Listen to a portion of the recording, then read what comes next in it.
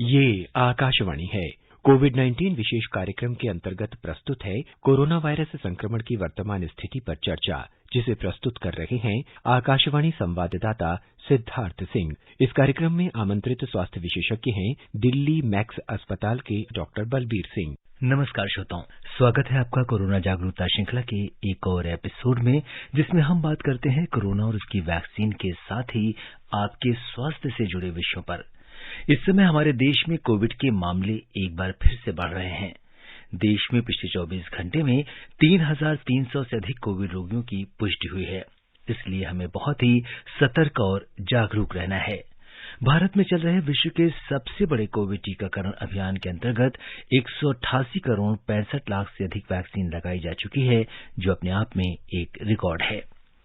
श्रोताओं, कोरोना, उसकी वैक्सीन और आपके स्वास्थ्य से संबंधित सवालों के जवाब देने के लिए हमारे आज की इस एपिसोड में हमारे साथ जुड़ गए हैं मैक्स अस्पताल में कार्डियोलॉजी विभाग के chairman professor doctor Balbir Singh. Doctor Balbir अखिल भारतीय आयुर्विज्ञान संस्थान एम्स में सीनियर प्रोफेसर भी रह चुके हैं। आपको अमेरिकन कॉलेज ऑफ कार्डियोलॉजी से फेलोशिप मिल चुकी है। कार्डियोलॉजी के क्षेत्र में विशेष योगदान के लिए भारत सरकार ने डॉक्टर बलबीर को पद्मश्री से सम्मानित किया है। डॉक्टर बलबीर, नमस्कार। आज के इस कार्यक्रम में आपका स्वागत और अभिनंदन करते हैं। नमस्कार सिद्धार्थ जी। श्रोताओं, आप भी कोरोना और अपने स्वास्थ्य से संबंधित सवाल डॉक्टर बलबीर से हमारे स्टूडियो के नंबर 011-2342-1764 यानी 011-2342-1764 पर सवाल पूछ सकते हैं। आप हमारे ट्विटर हैंडल @AIR News पर #AskAIR पर अपने सवाल पोस्ट भी कर सकते हैं। डॉक्टर बलबीर, जैसा कि इस समय देश में कोविड के मामलों में थोड़ी स्पाइक देखी जा रही है, बढ़ोतरी देखी जा रही है, तो ऐसे में आप देश में जो वर्तमान स्थिति है, इसको आप किस तरीके से देखते हैं? तो ये कोई अनयूजुअल नहीं है कि एक और कोविड का वेव देख रहे हैं, लेकिन मेरे को एक क्लियर है कि इस बार बहुत माइल्ड होने वाला है। नंबर्स आप देख ही रहे हैं, बहुत ज्यादा नहीं है, बड़े भी एक्सपोनेंशियल ग्रोथ नहीं है। हमने 3 वेव देख चुके हैं और हर बार एक्सपोनेंशियल ग्रोथ होती थी कि आज 1000, अगले दिन 2000, फिर 4000, फिर 8000, ऐसे होता था जी। अभी वो नहीं देख रहे। दूसरी चीज, हम ये नहीं देख रहे कि हॉस्पिटल की एडमिशन फुल हो, वैसा भी नहीं हुआ जी। तीसरा, सिम्टम्स बहुत ज्यादा माइल्ड होते हैं। चौथा, जो हमारे हॉस्पिटल में रूल है कि जो भी एडमिट होता है पेशेंट, उसका कोविड टेस्ट होता है। तो हमने दूसरी तीसरी वेव में देखा, जिसका भी टेस्ट करते थे पॉजिटिविटी रेट 20%, 10% ऐसे मिनिमम होता था। इस बार पॉजिटिविटी रेट 2 या 3%। तो सारे इंडिकेटर्स ये है कि ये माइल्ड वेव है, कोई बहुत डेंजरस वेव नहीं लगती जी। और डॉक्टर बलबीर, इस समय जो कोविड के पेशेंट्स में जो अभी के वेरिएंट से जो पेशेंट्स इन्फेक्टेड हैं, उनमें किस तरीके के सिम्टम्स दिखाई दे रहे हैं? तो जनरली माइल्ड सिम्टम्स हैं, कॉफ, माइल्ड फीवर, और टेस्ट कराए तो कईयों पॉजिटिव आया, लेकिन ये डरने की कोई बात नहीं है। बट ये मैं कह सकता हूँ कि ज्यादातर लोग टेस्ट भी नहीं करा रहे। वो सोच रहे हैं कि छोड़ दो इसको, कोई टेस्ट भी कराने की जरूरत है।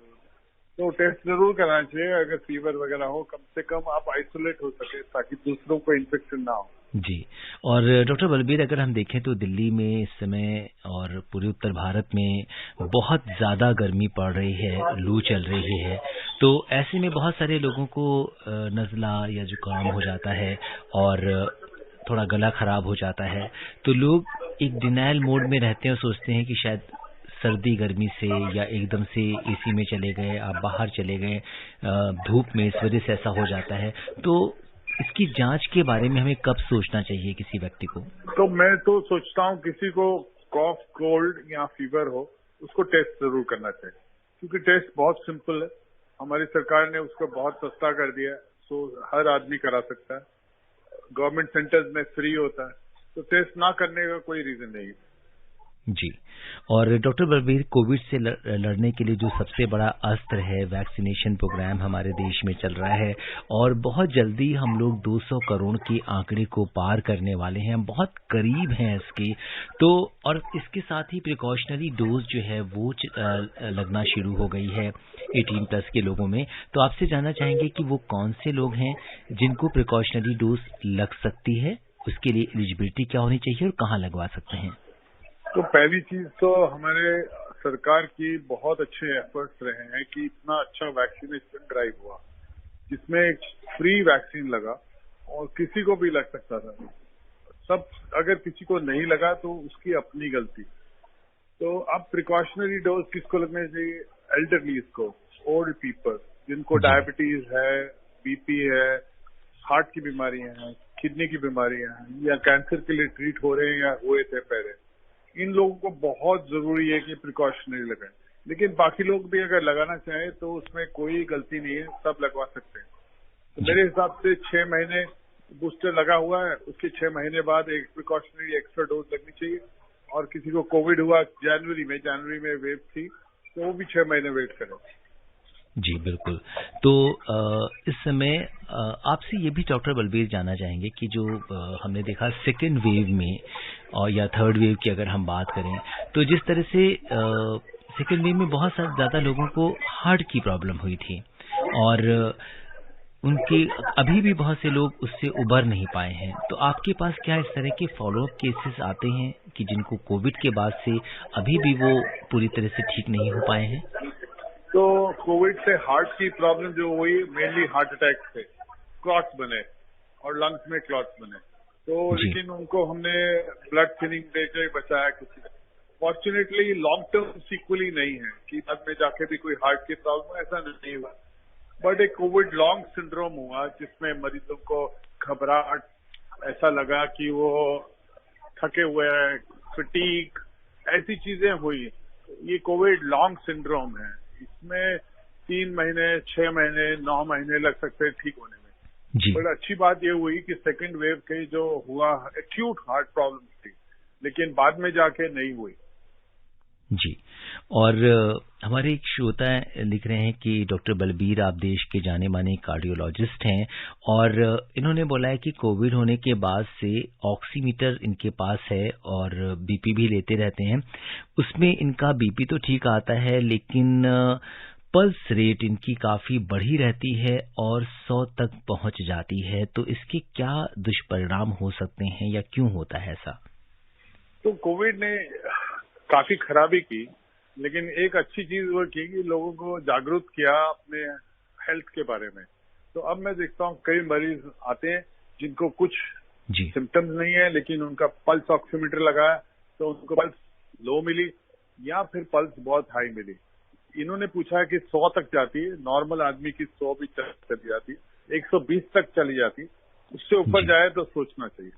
लेकिन ये अच्छी बात है कि लोगों ने टेस्ट करना शुरू कर दिया, अपना ब्लड प्रेशर देखना शुरू कर दिया, तो इससे बहुत लोगों को फायदा होगा। जी। और इस बीच हमारे बहुत सारे कॉलर्स हैं जो आपसे सवाल करना चाहते हैं। पहले महेश शर्मा जी बड़ौद से जुड़ गए हैं हमारे साथ, हमारे रेगुलर कॉलर हैं। आइए जानते हैं इनका क्या सवाल है। महेश जी नमस्कार। नमस्कार जी। जी महेश जी बताइए, कैसे हैं आप? आपका प्रोग्राम बहुत ज्ञानवर्धक है जी, और हमें सभी को जानकारी से भरपूर रहता है। जी बहुत बहुत शुक्रिया आपका। और हमने जो है 3 डोज ले लिए हैं और जो है ना बुखार हुआ ना कोई दर्द हुआ। और जो है मैं जानना चाह रहा हूँ जी, हमें अपने हार्ट को सुरक्षित रखने के लिए क्या क्या उपाय करने होंगे और जिससे हम जो है हमेशा बचे रहें। जी बिल्कुल डॉक्टर बलबीर, ये महेश शर्मा जी का ही सवाल नहीं है, हमारे पास बहुत सारे लिस्टर्स लिख भी रहे हैं, बिकॉज आपका कार्डियोलॉजी का इतना लंबा अनुभव रहा है। तो किस तरीके से एक स्वस्थ जीवन शैली को अपनाकर हम अपने हृदय को, हार्ट को मजबूत रख सकते हैं?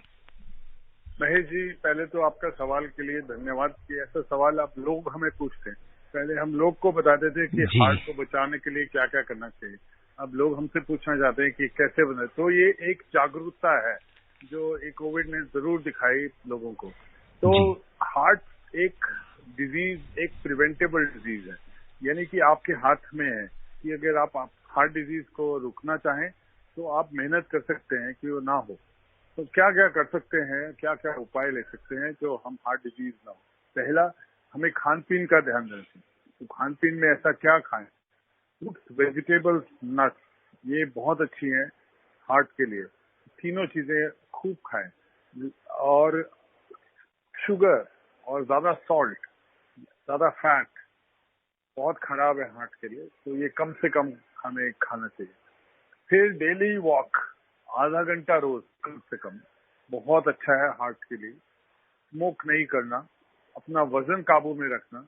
अगर किसी को डायबिटीज या ब्लड प्रेशर है, उसकी दवाइयां खाइए एप्रोप्रिएटली, तो ये आप हार्ट डिजीज बहुतों में बच सकती है, नहीं होगी। जी, ये बहुत इम्पोर्टेंट बातें डॉक्टर बलबीर आपने हमारे लिसनर्स से शेयर की हैं।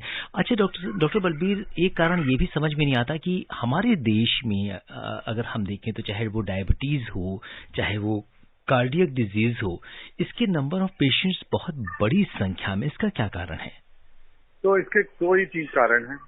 पहली चीज, हमारी पॉपुलेशन बड़ी है तो नंबर्स बहुत हाई होंगे। दूसरा चीज, हमें जेनेटिकली प्रीडिस्पोज है, हमारे जीन्स में कुछ ऐसा है जो हमें प्रीडिस्पोज करता है डायबिटीज के और हार्ट डिजीज के लिए। तो ये देखा गया है कि जो इंडियन वेस्ट में सेटल्ड हैं, तो उनकी जो डायबिटीज और हाइपरटेंशन और हार्ट डिजीज है, लोकल वेस्टर्न पॉपुलेशन से डबल है।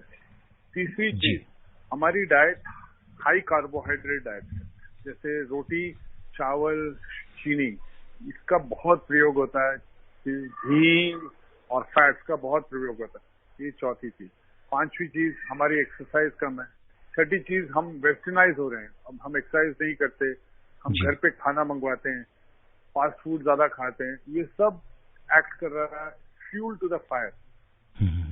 जी बिल्कुल, ये बड़ी इम्पोर्टेंट बात है। और इस बीच चलते हैं कुल्लू और हिमाचल प्रदेश में और बात करते हैं राजू सिंह से, जानते हैं उनका क्या सवाल है। राजू जी नमस्कार। सर नमस्कार जी राजू जी बताएं। सर मैं ये जानना चाहता हूँ कि सर ये सर कोरोना और जो सर हार्ट की बीमारी है, यदि सर ये दोनों को है, दो ही है सर, तो सर हमारे लिए किसी को सर अटैक करता है तो हमें कैसे पता लगाना है कि इसको हार्ट, किसको कि भाई अटैक अभी जो है पड़ रहा है। तो सर दूसरा है कि इसमें सर खाने की क्या स्थिति है, आदमी और औरत का अलग अलग से सर अभी समय पीछे पड़ रहा था। बिल्कुल समझ गया आपका सवाल। डॉक्टर बलबीर, देखिए हार्ट अटैक एक बड़ी मतलब एक ऐसी चीज है, क्योंकि कई बार क्या होता है कि जब लोग जागरूक नहीं होते तो वो गोल्डन आवर समाप्त हो जाता है। और हमने अपने आसपास अपनी फैमिलीज में भी ऐसा देखा और बहुत अपनों को भी खोया है लोगों ने। तो आपसे ये जानना चाहेंगे कि इस समय जो देश भर के श्रोता जुड़े हुए हैं हमारे साथ, आप ये बताइए कि हार्ट अटैक के सिम्टम्स क्या हैं, कैसे हम समझें कि इस व्यक्ति को ये परेशानी हो गई है और उसको कब उस मोमेंट पे हमें क्या करना चाहिए और क्या इसका बचाव है। तो मैं आपको भी बताता हूँ, मैं आधे घंटे पहले की बात, यहाँ आप लोगों से बातचीत करने से पहले मैं हॉस्पिटल में ही था। तो एक मरीज आए और उनको मैंने पहले ट्रीट किया हुआ था, तो ठीक चल रहे थे इतने सालों से। आज आए, वो कह रहे कि मुझे ऐसा लग रहा है कि छाती में मेरे बोझ है, बस यही सिम्टम बोल रहे थे। ईसीजी उनका नॉर्मल था। वो कह रहे मुझे ऐसा लग रहा था गैस है। अब ये कॉमनली मरीज गैस समझते हैं। वो कह रहे लेकिन हाँ, ये मैं मानता हूँ कि मेरी छाती में ऐसा लग रहा है कि कोई बैठा हुआ है, ऐसा भारीपन। अब ये टिपिकल सिम्टम है। हार्ट में पेन होना ये कम ऑफ चांस है, लेकिन भारीपन होना, ऐसा लगना कि मैं लेट नहीं पा रहा हूँ, मुझे अनइजीनेस हो रही है, मुझे बैठना पड़ रहा है, ये सब हम गैस के साथ कंफ्यूज करते हैं। जी बिल्कुल। उनका जब हमने एंजियोग्राफी किया तो तीनों आर्टरीज में ब्लॉक रखे, तीनों को स्टेंट डाला, अभी मरीज बिल्कुल ठीक है। तो वो टाइम पे आ गए जी। उनको ईसीजी भी नॉर्मल था, उनको हार्ट अटैक शुरू नहीं हुआ, लेकिन ये सिम्टम्स हार्ट अटैक के। तो अगर मरीज हमारे पास जल्दी आए, मेरे पास within 60 minutes of onset of symptom आ जाए, कोई डेथ नहीं होगी, कुछ उसका हार्ट पे कोई डैमेज नहीं होगा। यही मरीज अगर लेट आता 24 घंटे के बाद, तो हमें बहुत मुश्किल होती है इसको बचाने के लिए। जी। तो हार्ट डिजीज के सिम्टम, अगर आपको गैस लग रही है, अगर आप लोग कुछ भारीपन है, मेरे नेक में जा रहा है, मेरे दोनों हाथों में जा रहा है, आप हॉस्पिटल जाइए, डॉक्टर समझ जाएगा क्या हो रहा है। जी बिल्कुल। तो इसकी जो अगर ऐसा होता है किसी के साथ, तो उसके सबसे पहले सिम्टम डॉक्टर बलबीर क्या आते हैं, और हमें उस पर्टिकुलर मोमेंट पे क्या करना चाहिए सबसे पहले, ताकि हम एक फर्स्ट एड दे सके टिल द टाइम हम उसे हॉस्पिटल ले जा रहे हैं? तो पहली तो चीज देखनी है कि रिस्क फैक्टर्स, कि कोई डायबिटिक है, हाइपरटेंशन है, स्मोकर, फैमिली हिस्ट्री है हार्ट डिजीज की। अगर उसको ऐसे कोई सिम्टम आते हैं तो बहुत हाई चांस है कि हार्ट की बीमारी, बहुत हाई चांस। तो उसको डिले बिल्कुल ही नहीं करनी चाहिए, क्योंकि उसको पता होना चाहिए कि उसके रिस्क फैक्टर्स है। रिस्क फैक्टर एक दिमाग में रखना चाहिए कि मुझे डायबिटीज है, मेरे को फैमिली में हार्ट अटैक हो चुका है, तो मुझे भी हो सकता है। तो ऐसा कुछ सिम्टम आया है तो आप एक्ट इमीडिएटली। अब घर पे क्या फर्स्ट एड दे सकते हैं? लोग सोचते हैं कि घर पे सॉर्बिट्रेट रखनी चाहिए, जिससे मैं बिल्कुल सहमत नहीं। एक एस्पिरिन की गोली जी हार्ट को बहुत बचा सकती है। आप घर से निकलने से पहले अगर एक एस्पिरिन की गोली खा के हॉस्पिटल पहुंचे तो आपके चांसेस ऑफ सर्वाइवल बच जाता है, हाई बच। जी, तो इस समय ये बड़ी महत्वपूर्ण बात आपने हमारे लिसनर से शेयर की है कि अगर किसी व्यक्ति को एक सिम्टम्स हार्ट अटैक के होते हैं तो हम एस्पिरिन अगर हम उसको दे दें तो एटलीस्ट वो टाइम जितना हम हॉस्पिटल में ले जा रहे हैं, क्योंकि डॉक्टर साहब कई बार अस्पताल की दूरी भी होती है, ट्रैफिक भी होता है, आपके पास उतना आपको समझते समझते समय लग जाता है। कोई ऑफिस में होता है, उसे नहीं समझ में आया, वो घर आ गया वापस, उतना टाइम उसका किल हो गया। तो क्योंकि कई बार ऐसा भी देखा जाता है डॉक्टर साहब कि लोगों के अंदर सिम्टम्स नहीं होते, लोग जैसा कि आपने कहा कि गैस से बड़े कंफ्यूज रहते हैं और डिनायल मोड में रहते हैं कि नहीं हार्ट की प्रॉब्लम तो इन्हें कभी कुछ है ही नहीं, इनका सब कुछ ठीक हो रहा है। तो ऑल ऑफ सडन ऐसा कैसे हो जाता है? तो मैं आपसे बिल्कुल सहमत हूँ कि कई बार सिम्टम्स बिल्कुल एग्जैक्ट लगते नहीं, तो इसीलिए मैं बोल रहा हूँ कि हार्ट के सिम्टम्स गैस के साथ बहुत मैच करते हैं, और हमारी टेंडेंसी होती है कि सोचे कि ये गैस है, हार्ट में कुछ नहीं। ये ह्यूमन टेंडेंसी है, कहते डिनायल, कि हम डिनाई करना चाहते हैं कि हमें हार्ट नहीं हो सकता। तो डिनायल मूड में होते हैं, हम चाहते कि, तो हमारे लिए भी कई बार मुश्किल हो जाता है जब ईसीजी नॉर्मल निकलता है कि ये करना हार्ट का है, तो हम ऑब्जर्व करते हैं उसको एडमिट नहीं करते, उनको इमरजेंसी में ट्रायज में ऑब्जर्वेशन में रख देते कि 4 घंटे देखते हैं। तो हर इंसान को ये दिमाग में रखना चाहिए, क्या ये हार्ट की स्थिति कि नहीं हो सकती।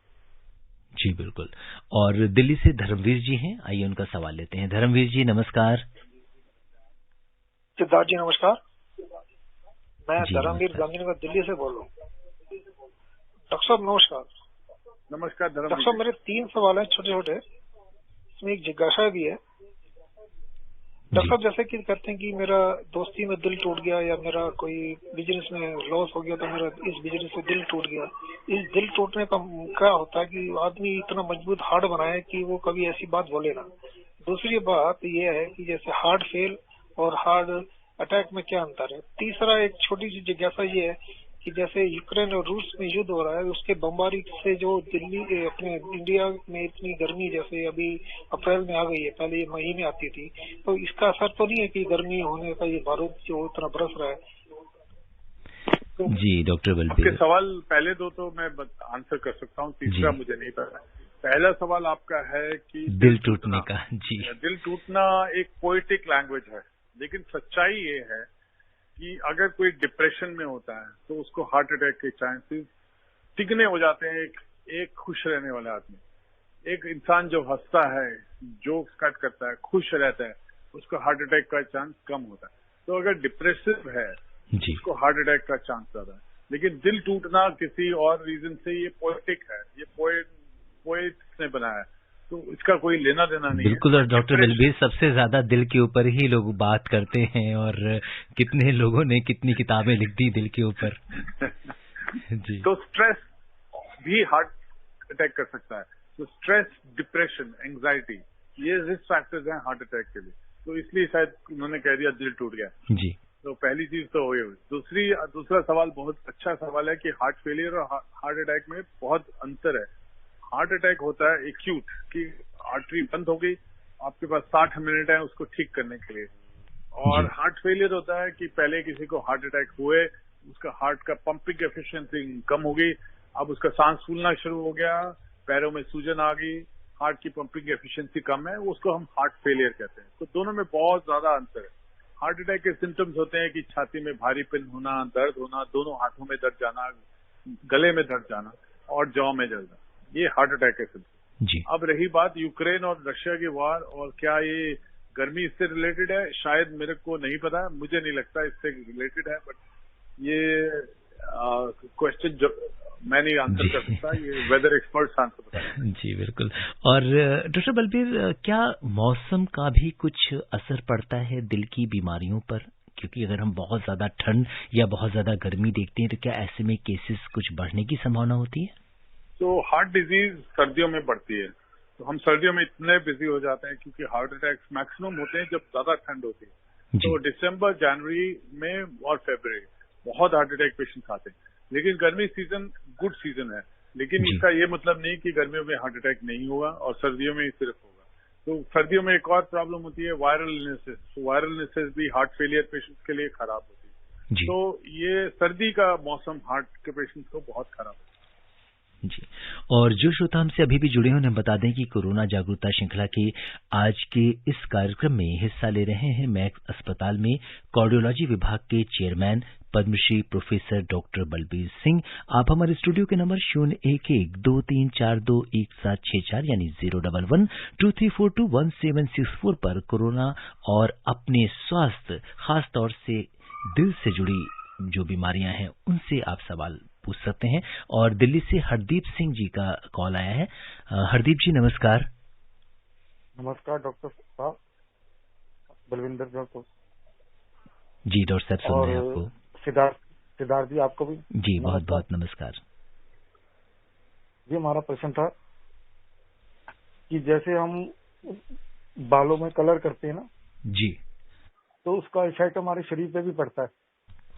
हमारे चेस्ट में ना खारिश होती है जी, और हम उसको खारिश करते हैं ना, तो वो करना ठीक है या गलत? तो उससे क्या हार्ट में असर पड़ सकता है? जी बिल्कुल। डॉक्टर बलबीर, क्या हेयर कलर करने से, डाई को यूज करने से क्या हार्ट पे भी कोई असर हो सकता है?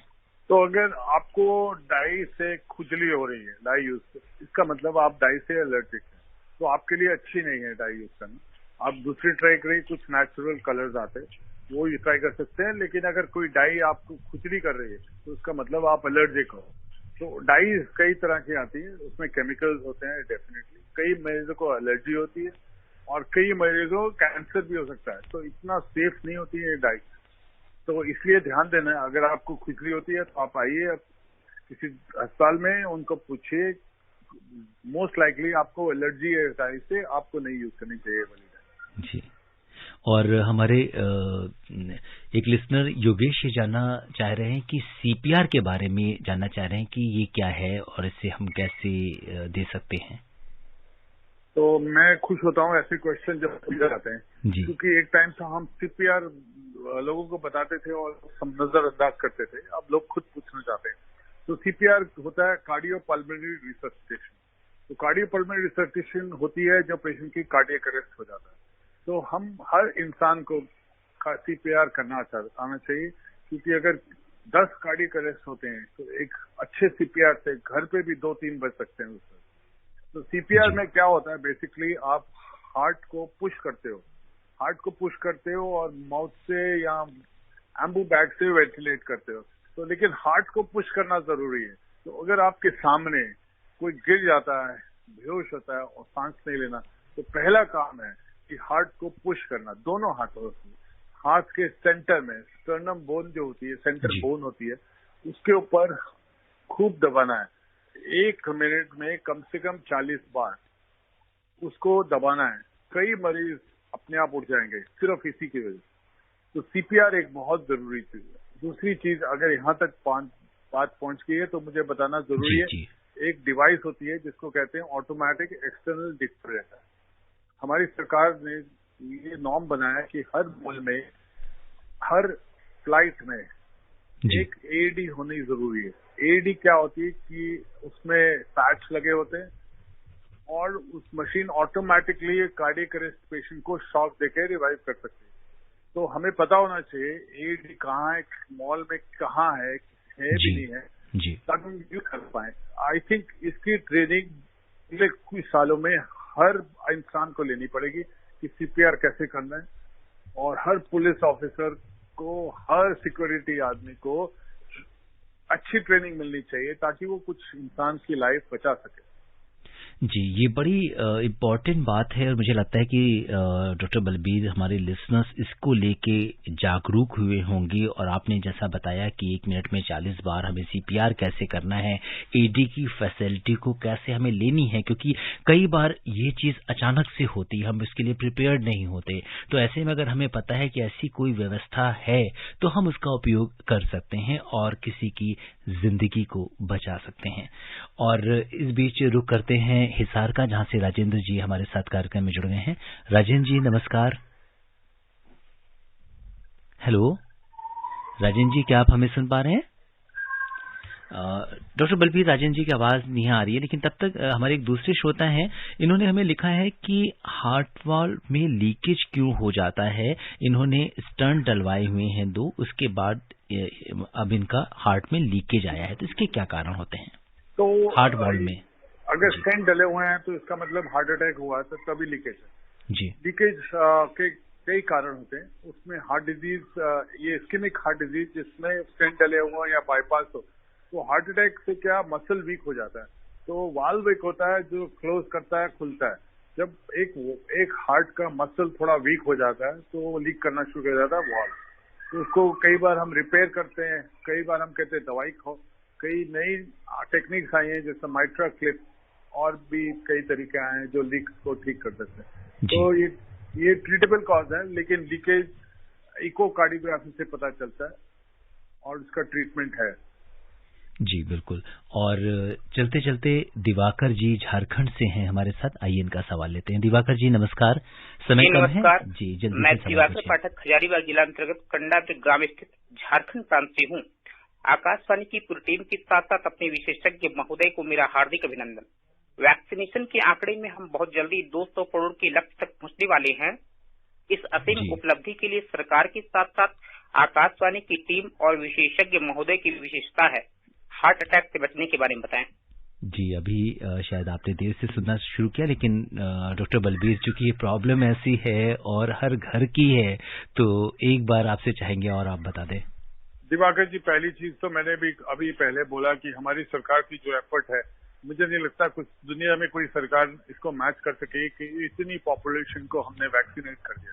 ये बहुत बड़ा एफर्ट है जिसकी वजह से हम आज बचे हुए। दूसरी चीज, हार्ट से कैसे बचना, हार्ट अटैक से कैसे बचना, खान पीन, एक्सरसाइज करिए, स्मोकिंग नहीं करिए, डायबिटीज और हाइपरटेंशन है तो उसको कंट्रोल में रखिए। ये नक्शल है हार्ट डिजीज को प्रिवेंट करने की कुंजी, मैं मालूम जी। और श्रोताओं, समय इजाजत नहीं दे रहा कि हम इस चर्चा को आगे बढ़ाएं। चलते चलते डॉक्टर बलबीर, आप आकाशवाणी के श्रोताओं को क्या कुछ संदेश देना चाहेंगे? मैं यही संदेश देना होगा कि इस समय कोविड से नहीं डरना, लेकिन इसका ये मतलब नहीं कि आप प्रिकॉशन लेने बंद कर दें। आप अपना अभी सैनिटाइजर यूज करिए, मास्क यूज करिए। अभी टाइम नहीं आया कि हम भूल जाएं कि कोविड हमने क्या झेला है, जो लास्ट ईयर झेला हमने कोविड को, बहुत खतरनाक था। तो इसलिए थोड़ा और प्रिकॉशन ले लीजिए, कोई इतना डरने की बात नहीं है। लेकिन जी, डॉक्टर बलबीर, आप कोविड-19 के इस विशेष कार्यक्रम से जुड़े, आपने हमसे चर्चा की और श्रोताओं के प्रश्नों का उत्तर दिया। आपका बहुत बहुत धन्यवाद और आभार। Thank you Siddharth ji. Thank you sir. श्रोताओं, चलते चलते आपसे यही कहेंगे कि डॉक्टर बलबीर ने आपको कोरोना और इसके साथ साथ आपके हृदय के स्वास्थ्य को लेकर जो भी सावधानियां बताई हैं, आप उनका पालन कीजिए। जिस तरीके से डॉक्टर बलबीर ने आपको बताया कि किस तरीके से आप हार्ट अटैक से बच सकते हैं, अपने हृदय को स्वस्थ कैसे रख सकते हैं, एक स्वस्थ जीवन शैली को कैसे अपना सकते हैं, क्या कुछ आप खा पी सकते हैं, किस तरह से अपना रूटीन सेट कर सकते हैं, आप इन बातों का ध्यान रखिए। आप स्वस्थ और खुशहाल रहें, इसी कामना के साथ मुझे भी दीजिए अनुमति। नमस्कार। कोविड-19 विशेष कार्यक्रम के अंतर्गत अभी आप सुन रहे थे कोरोना वायरस संक्रमण की वर्तमान स्थिति पर चर्चा, जिसे प्रस्तुत कर रहे थे आकाशवाणी संवाददाता सिद्धार्थ सिंह। इस कार्यक्रम में आमंत्रित स्वास्थ्य विशेषज्ञ थे दिल्ली मैक्स अस्पताल के डॉक्टर बलबीर सिंह। ये कार्यक्रम आकाशवाणी के समाचार सेवा प्रभाग द्वारा प्रस्तुत किया गया। इसे आप हमारे mobile app news on AIR और YouTube channel news on AIR official पर भी सुन सकते हैं। इस कार्यक्रम के संबंध में अपनी प्रतिक्रिया आप हमें ईमेल कर सकते हैं। पता है airnsdtalks@gmail.com। ये कार्यक्रम फिर से सुनने के लिए लॉग ऑन करें हमारी वेबसाइट newsonair.nic.in।